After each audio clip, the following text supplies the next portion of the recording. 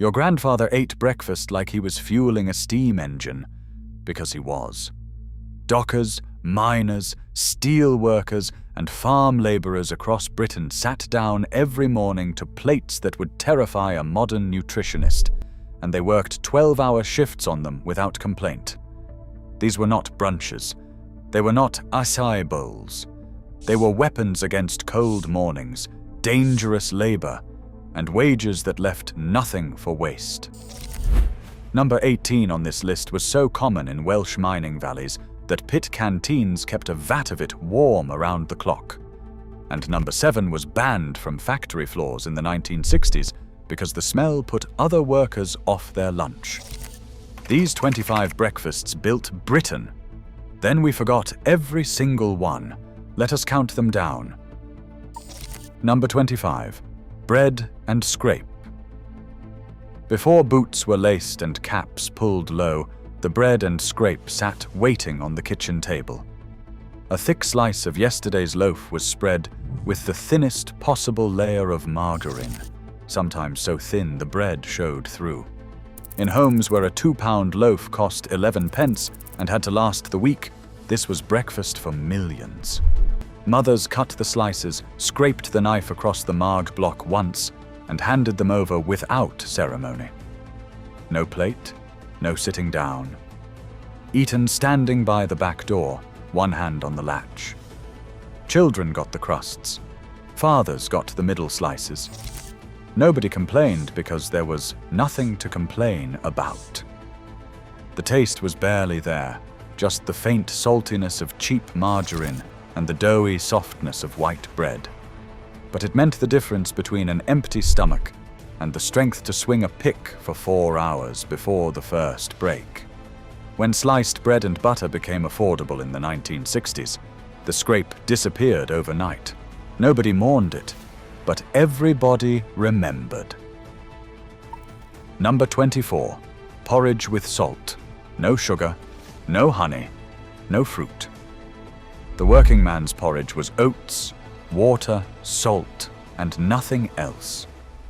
Cooked in a heavy pan the night before, it was left on the back of the range to thicken into something you could almost stand a spoon in. In Scotland and the industrial north, porridge was so fundamental that some families kept a dedicated porridge drawer, a wooden drawer in the kitchen dresser where leftover porridge was poured, left to set firm, then sliced cold for the next day's breakfast, or packed into a lunch pail. Fathers ate it standing, spooning it in fast before the factory hooter sounded. Children ate it because they had no choice. The salt made it savory, almost meaty, nothing like the sweet cinnamon version sold in sachets today. A bag of oats cost 6pence and fed a family for a week. The tradition of salted porridge faded in the 1970s when sugar and golden syrup became the default. But ask any Scotsman over 70, and he will tell you that sweet porridge is not porridge at all. Number 23. Fried bread in dripping. Not toast, not bread with butter.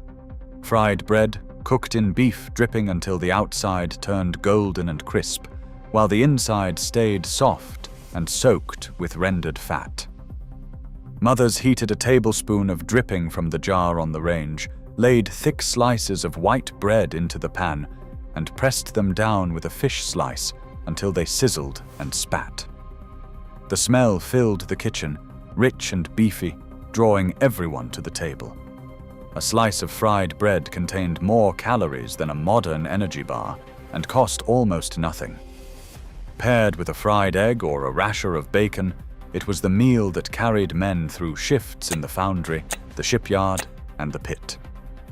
Dietitians campaigned against it through the 1970s, and vegetable oil replaced the jar of dripping. But vegetable oil never gave fried bread that deep, savory richness. It just made it greasy. The dripping version was something else entirely, crisp on the surface, almost caramelized, with a flavor that tasted of Sunday roasts and hard work.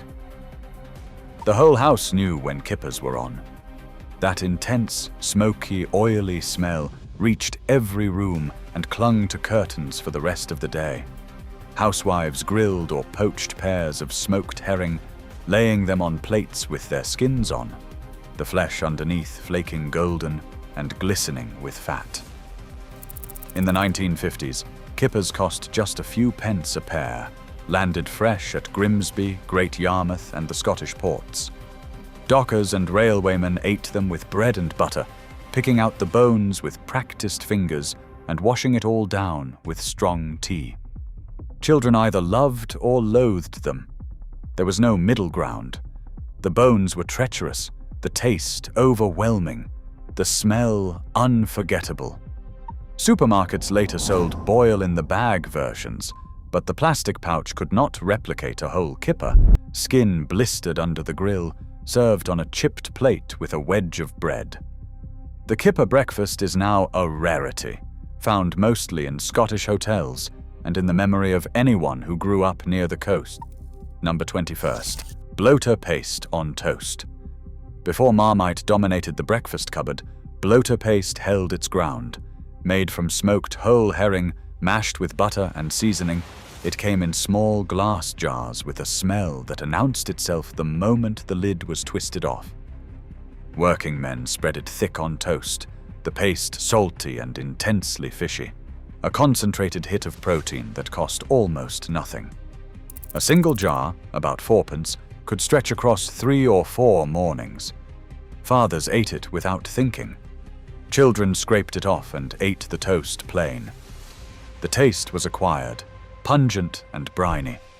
But for men heading to building sites and factories, it was the breakfast that stuck to the ribs. Bloater paste faded in the 1970s as fish paste became unfashionable, and supermarkets narrowed their spreads to jam, marmalade, and peanut butter. The jar on the breakfast table is a memory that belongs to another age. Number 20. Leftover stew for breakfast. In mining communities across South Wales, Yorkshire, and Durham, the pot of stew left on the range from the night before was breakfast. Not reheated as a proper meal. Sometimes eaten cold, spooned straight from the pot with a hunk of bread to mop the jellied gravy. Or warmed just enough to take the chill off before the early shift. Mothers did not cook a separate breakfast when there was perfectly good stew sitting there. The logic was unanswerable. It was hot, it was filling, and it was already made. Pit workers heading underground at 5 in the morning needed something heavier than toast, and the stew delivered. The fat had risen to the surface overnight and set in a pale disk that melted back into the broth as it warmed. Children sometimes ate a bowl before school, the taste of onions and root vegetables a strange way to start the day. But nobody questioned it. Food was food, and waste was a sin. This tradition faded as kitchens modernized and cereal boxes colonized the breakfast table. But in the hardest years, stew for breakfast was not poverty. It was common sense. Number 19. Dripping toast with salt. Different from fried bread in dripping, this was cold, rendered fat spread directly onto hot toast. The heat of the bread softened the white dripping just enough to spread it thin, and a heavy pinch of salt turned it into something that tasted almost like roast beef in concentrate. In the 1950s, dripping toast was the fastest breakfast a mother could produce. No pan, no cooking, just toast, a scrape from the dripping jar, and salt.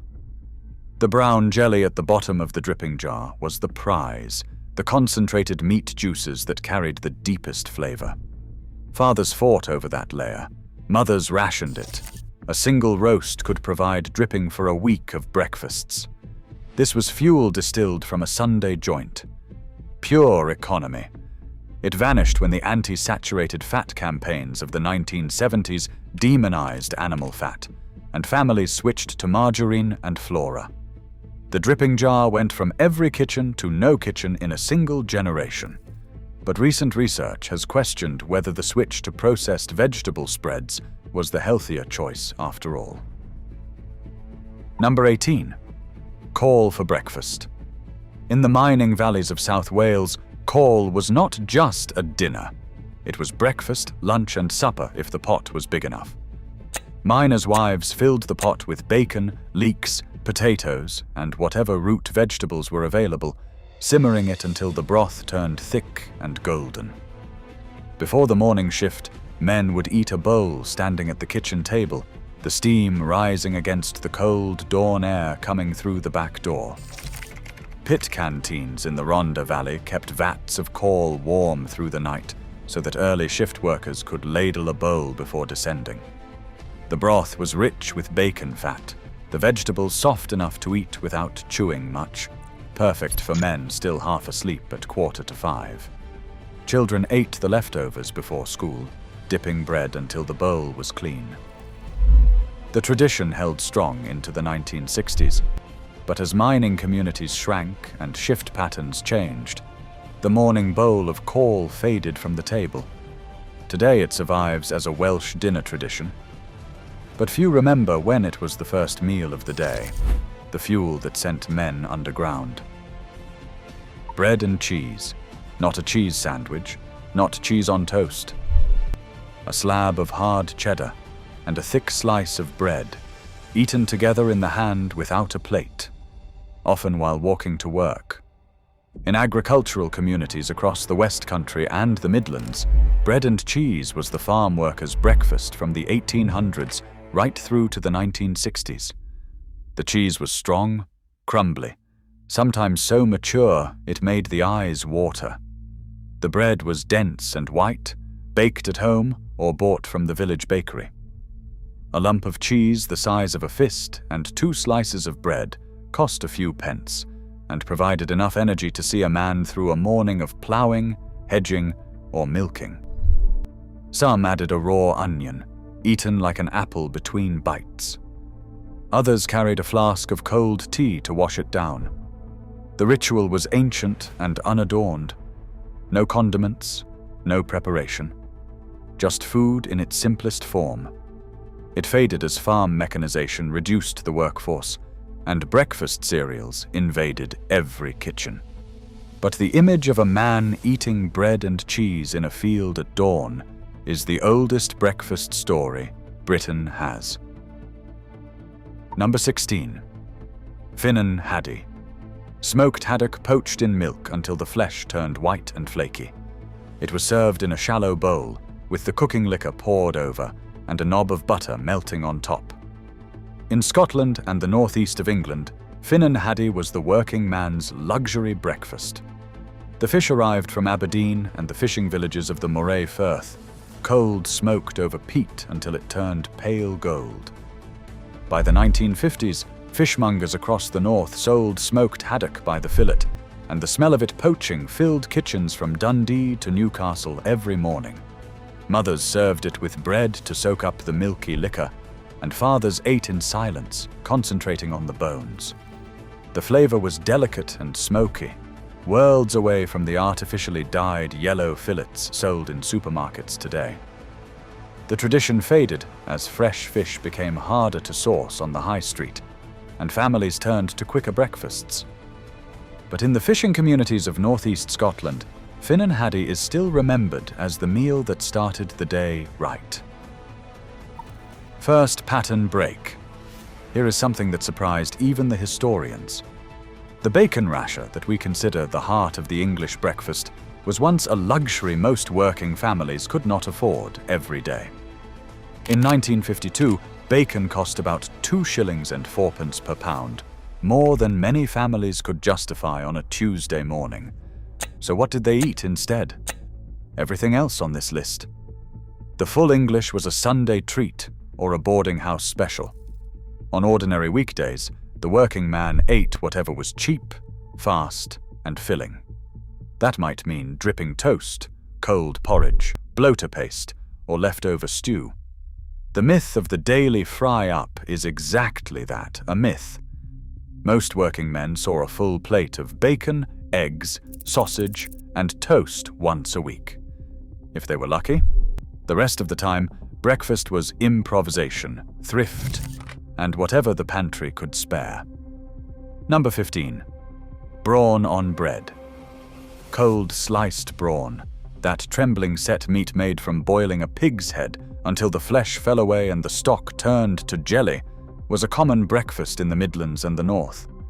Mothers sliced it thin, laid it on bread, and sent men to work with the taste of pork and pepper on their lips. A half-pound block of brawn from the butcher cost only a few pence and lasted 3 mornings. The texture was dense, the jelly wobbling slightly as the knife cut through, and the flavor was deeply porky, seasoned with mace and black pepper. Children usually refused it. Men who had grown up on brawn in the 1930s and the 1940s ate it without question, spreading a dab of mustard alongside if the household could run to it. Brawn for breakfast vanished when the independent butchers who made it closed their doors. Supermarkets never stocked it properly. The art of making brawn died with the generation that knew how to boil a pig's head. And with it went the cold, savory breakfast that fueled half the factories in Birmingham. Number 14. Fried black pudding. A thick slice of black pudding, fried until the skin crisped and the inside turned soft and crumbly, eaten with bread or on its own. In Lancashire, Yorkshire, and the Scottish borders, black pudding was as common on the breakfast plate as eggs. Bought by the link from pork butchers for a few pence, it was sliced into rounds and fried in lard or bacon fat. The taste was rich, earthy, and faintly metallic. The texture divided opinion. Some liked the crisp exterior giving way to a soft, almost grainy center. Others could not get past the knowledge of what it was made from: blood, oatmeal, and fat. But for working men heading to the mills and the mines, black pudding delivered iron, calories, and flavor in a single slice. The berry black pudding stalls became legendary, selling hot slices to market shoppers at dawn. Mothers served it alongside a fried egg, the yolk running into the crumbled pudding. That combination, egg and black pudding, was the taste of northern mornings for decades. It faded from daily breakfast tables in the 1980s, though it clings to life in full English fry-ups and the odd farmer's market. Number 13. Tatty scones. In Scotland, the morning plate was not complete without a tatty scone.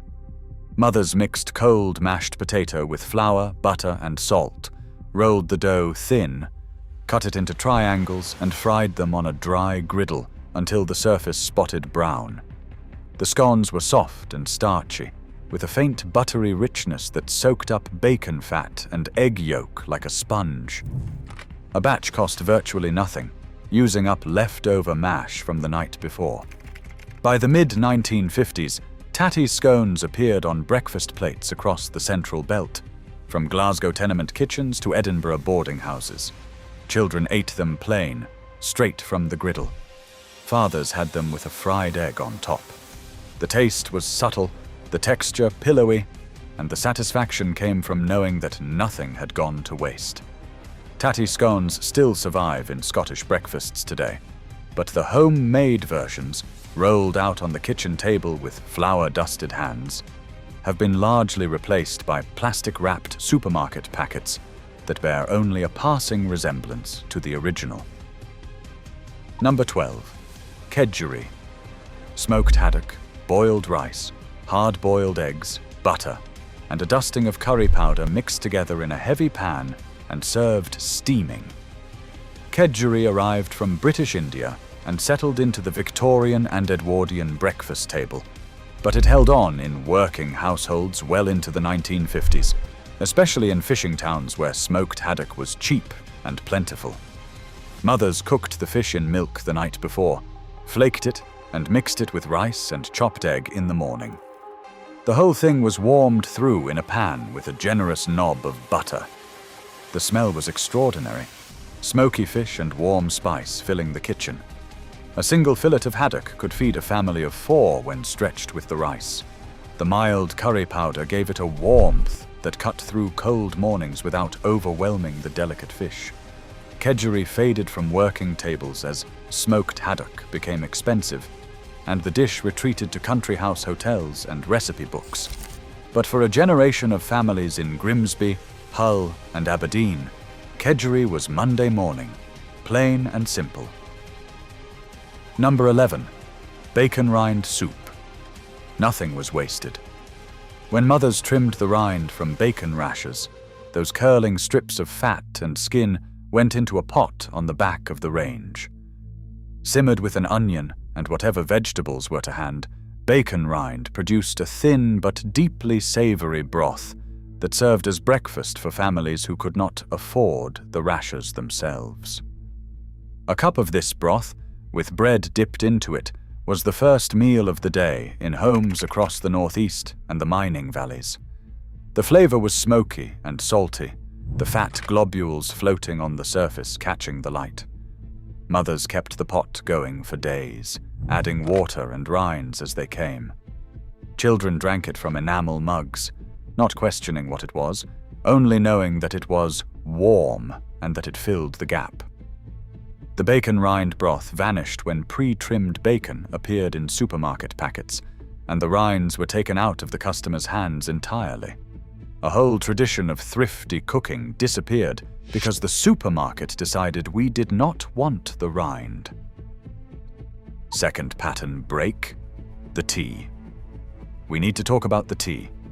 Every single breakfast on this list was washed down with tea so strong you could stand a spoon in it. Brewed in a brown Betty teapot, stewed for minutes, poured through a strainer into thick ceramic mugs, and sweetened with 2 or 3 sugars. Working men did not drink coffee. They did not drink juice. They drank tea, and they drank it by the gallon. By the 1950s, Britain consumed over 6 cups of tea per person per day, and most of those cups were drunk before 9 in the morning. The teapot sat on the table throughout breakfast, wrapped in a knitted cozy, and mothers poured without being asked. Tea was not a beverage, it was infrastructure. The meal did not start until the pot was on. It did not end until the pot was empty. When instant coffee arrived in the 1960s, it was considered a novelty, something for after dinner. Breakfast tea was sacred, and the men who drank it would have looked at a flat white with utter bewilderment. Number 10. Peas pudding on toast. That thick golden paste of boiled split peas mashed with butter and pepper, spread onto hot toast like a savory jam. In the northeast, peas pudding was breakfast, dinner, and tea. Mothers bought it from the market stall or made it in bulk, keeping it in a covered bowl in the larder. Spread on toast in the morning, it provided slow-release energy that lasted through a shift at the shipyard or the steelworks. The taste was earthy, buttery, and deeply comforting, like hummus before hummus existed. A portion cost a few pennies and could see a man through to midday without his stomach growling. The tradition held strong in Newcastle, Sunderland, and Durham well into the 1960s. But as southern tastes dominated the national breakfast and cereal boxes crowded the cupboard, peas pudding retreated from the morning table. Today it is remembered as a dinner accompaniment. But the men who spread it on toast at dawn knew better. Number 9. Fried egg and HP sauce sandwich. No plate needed. 2 slices of white bread. A fried egg, yolk still runny. A thick squeeze of HP sauce. Clapped together and eaten in the hand, often on the doorstep or walking to the bus stop. This was the universal working man's breakfast across industrial Britain from the 1940s through the 1970s. HP sauce, with its malty vinegar tang, cut through the richness of the egg and turned a penny breakfast into something that tasted like a meal. The yolk ran down wrists. The sauce soaked through the bread. Nobody cared. It was fast, it was cheap, and it was satisfying. Mothers fried the egg in lard, slapped it between bread, added the sauce, and wrapped the whole thing in newspaper if it was being eaten on the move. The sandwich required no cutlery, no table, and no time. It was breakfast reduced to its most efficient form. It has not disappeared entirely, but the ritual of it, the standing fry, the newspaper wrapping, the walk to work with egg yolk on your chin, belongs to a Britain that clocked on at 7 and did not stop until the hooter blew. Number 8. Laverbread. In South Wales, the dark green paste of boiled seaweed called laverbread was fried in oatmeal and bacon fat, then served alongside cockles and bacon as the collier's breakfast. The taste was mineral and briny, the texture somewhere between spinach puree and soft mud. Miners swore by it, believing it gave them strength for the shift underground. By the 1950s, laverbread sellers worked the markets of Swansea and Cardiff, scooping the paste from buckets into greaseproof paper parcels. Mothers rolled it in fine oatmeal, shaped it into flat cakes, and fried them until the coating crisped. Served on the same plate as a rasher of bacon and a scattering of cockles fresh from the Gower, it was a breakfast unlike anything served elsewhere in Britain. The iodine and mineral content made it genuinely nutritious, a fact that modern nutritionists have confirmed. Laverbread faded from daily tables as mining communities shrank, and the younger generation turned away from the old foods. Today, it enjoys a revival in Welsh restaurants. The morning plate of laverbread, cockles and bacon, eaten in a stone kitchen before dawn, is a memory the valleys are slowly losing. Number 7. Tripe in milk. Boiled tripe, simmered in milk with onions and white pepper, eaten from a bowl with bread at 6 in the morning. In Lancashire and the West Riding of Yorkshire, tripe for breakfast was not unusual. It was the cheapest source of protein available, bought from the tripe dresser for a few pence per pound. The smell was distinctive, a warm, slightly sour aroma that clung to the kitchen and drifted into bedrooms, waking children who groaned and pulled the covers higher. Fathers ate it without complaint. It was soft, easy to chew, and the milky liquor warmed the stomach on freezing mornings before the walk to the mill. Some added a dash of vinegar. Others ate it plain, spooning the pale honeycomb slices from the bowl with bread in the other hand. This was the breakfast that got banned from factory canteens in the 1960s because the smell lingered in the room and put other workers off their food. Tripe for breakfast has vanished entirely. Even the dinner tradition barely survives. But in the old mill towns, the memory of that milky, peppery bowl is vivid enough to taste. Number 6. Oatcakes with bacon. In Staffordshire and the North Midlands, the oatcake was king. Not the Scottish oatcake, hard and thin, but the Staffordshire oatcake, a large, floppy pancake made from oatmeal, flour, and yeast, cooked on a hot bake stone. Mothers bought them fresh from the oatcake shop, 6 for a few pence, and filled them with bacon, cheese, or fried egg, rolling them up like a wrap before the word existed. The breakfast oatcake was the pottery's answer to the bacon sandwich, and locals defended it with fierce pride. The texture was soft and slightly sour from the yeast, the surface lacy with holes that caught the bacon fat. By the 1950s, oatcake shops dotted every high street in Stoke-on-Trent, Leek, and Uttoxeter, their windows steamed from the bakestones inside. Workers queued before dawn for a filled oatcake and a mug of tea. The tradition holds on in the potteries today, but the morning queue at the oatcake shop, the ritual of choosing your filling, the walk to the factory with a warm roll in your hand, that belongs to a working Britain that is fading fast. Number 5. Bread and onion. Raw onion, sliced thick, onto bread, sometimes with a scrape of dripping, sometimes with nothing at all.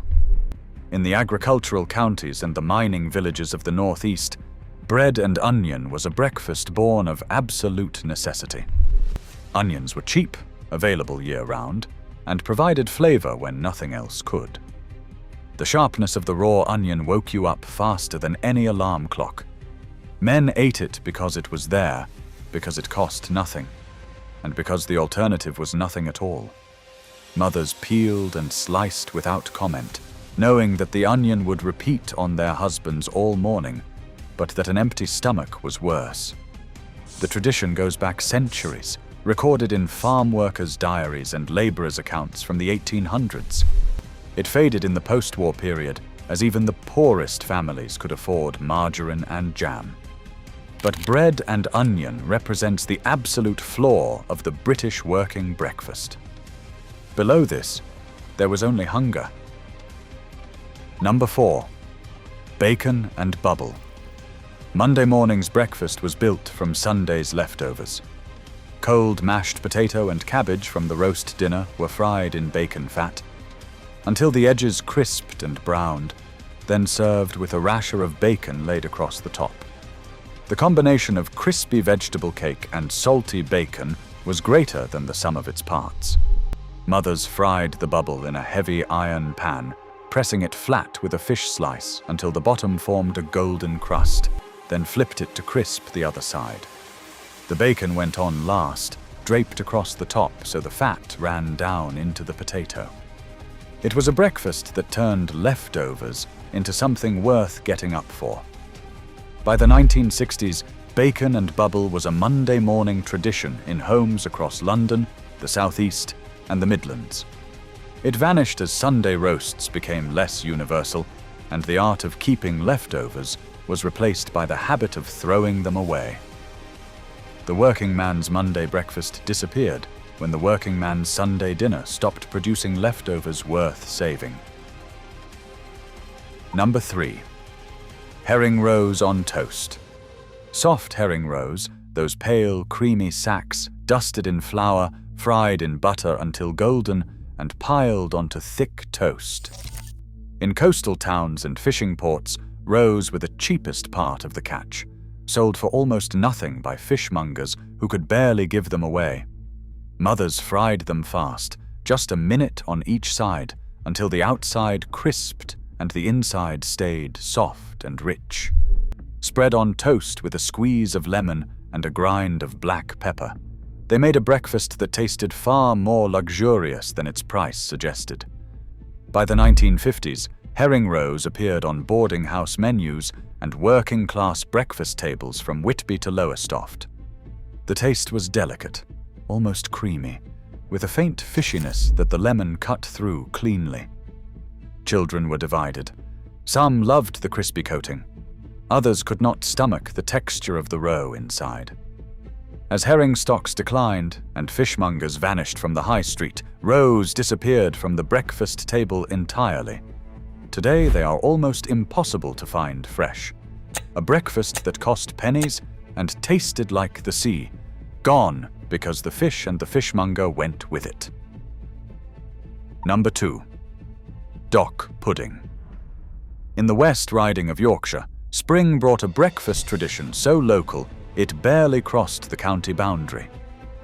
Bistort leaves, nettles and young dock leaves gathered from the hedgerows were mixed with oatmeal and onion, then fried in bacon fat into thick green cakes. The taste was earthy and mineral, and the color was an alarming deep green that stained the plate. Steelworkers and wool mill hands ate it with bacon and eggs, swearing the wild greens cleaned the blood after a long winter of heavy stodge. Mothers gathered the leaves in April, and the whole kitchen smelled of damp hedgerows and hot fat. But the tradition could not survive the move from terraced houses with access to fields to modern estates where the nearest green was a manicured lawn. Dock pudding survives only in the annual World Dock Pudding Championship.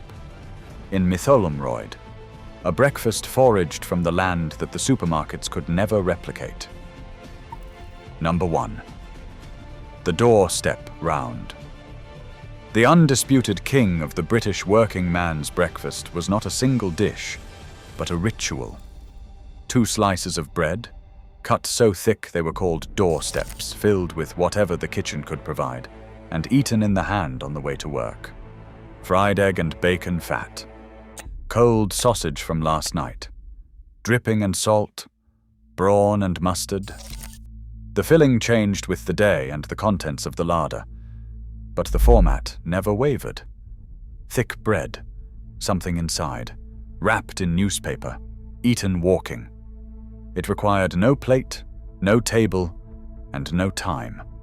It went into pockets, snap tins, and coat sleeves. Every working man, from Cornwall to Caithness, ate some version of it every single morning. It vanished when the walk to the factory was replaced by the drive to the office, and when breakfast became something you bought in a wrapper from a petrol station.